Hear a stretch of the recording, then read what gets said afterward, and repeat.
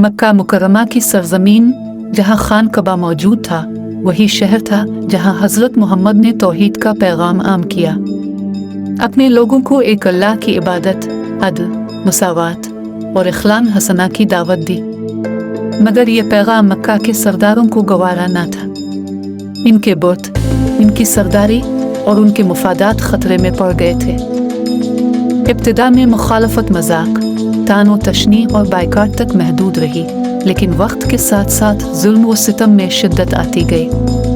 مسلمانوں کو مارا پیٹا گیا، بھوکا رکھا گیا، ان پر ظلم کے پہاڑ توڑے گئے۔ خود نبی کریم کو بھی تکلیفیں دی گئیں، گلیوں میں کانٹے بچھائے گئے، پتھر مارے گئے اور آپ کے راستے میں غلاظت پھینکی گئی۔ قریش کی سازش۔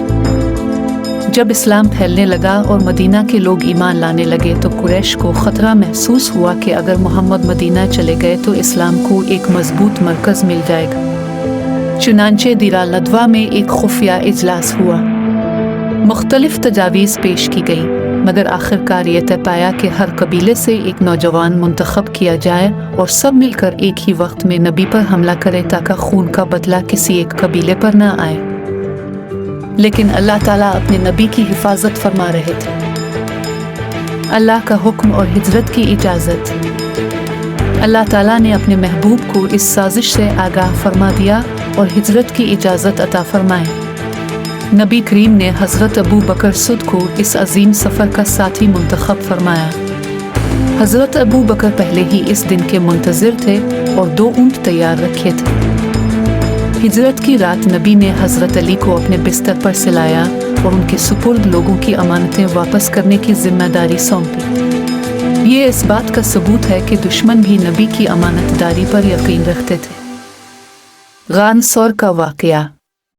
نبی کریم اور حضرت ابو بکر مکہ سے نکل کر مدینہ کے بجائے جنوب کی سمت روانہ ہوئے اور غار ثور میں 3 دن قیام فرمایا۔ قریش کے لوگ تلاش کرتے ہوئے غار تک پہنچ گئے۔ حضرت ابو بکر گھبرا گئے اور عرض کیا، اے رسول اللہ، اگر ان میں سے کسی نے اپنے قدموں کی طرف دیکھا تو ہمیں دیکھ لے گا۔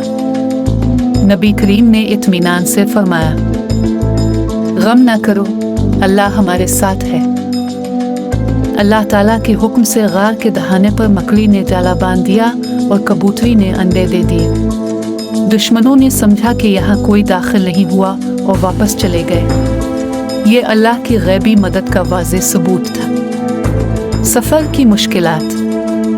3 دن بعد سفر دوبارہ شروع ہوا۔ صحرا کی تپتی ریت، بھوک، پیاس اور جان کا خطرہ، لیکن ایمان مضبوط تھا۔ راستے میں سراقہ بن مالک انعام کی لالچ میں پیچھے آیا، مگر اس کا گھوڑا بار بار ریت میں دھنس گیا۔ آخر کار وہ سمجھ گیا کہ یہ اللہ کے نبی ہیں۔ اس نے معافی مانگی اور نبی نے نہ صرف معاف فرمایا بلکہ اسے فارس کے کنگن ملنے کی بشارت بھی دی جو بعد میں پوری ہوئی۔ مدینہ میں شاندار استقبال۔ جب نبی کریم مدینہ کے قریب پہنچے تو لوگ بے چینی سے انتظار کر رہے تھے۔ بچے، عورتیں، بوڑھے سب راستوں پر نکل آئے۔ جو ہی نبی مدینہ میں داخل ہوئے، ہر طرف سے آوازیں بلند ہوئی، طلع البدر علینا۔ یہ دن تاریخ اسلام کا سنہری دن تھا۔ مدینہ کو مدینہ النبی کا شرف حاصل ہوا۔ مسجد نبوی کی بنیاد۔ سب سے پہلا کام مسجد کی تعمیر تھا، کیونکہ مسجد صرف عبادت گاہ نہیں بلکہ تعلیم، مشاورت اور اصلاح کا مرکز تھی۔ نبی خود اینٹیں اٹھاتے، صحابہ کے ساتھ کام کرتے اور مساوات کی عملی مثال قائم کرتے۔ ہجرت کا پیغام۔ ہجرت ہمیں یہ سبق دیتی ہے کہ دین کی خاطر قربانی دینا کامیابی کا راستہ ہے۔ اللہ پر توکل کبھی ضائع نہیں جاتا۔ سچائی اور صبر آخرکار فتح دلاتے ہیں۔ قیادت وہی ہے جو عمل سے مثال قائم کرے۔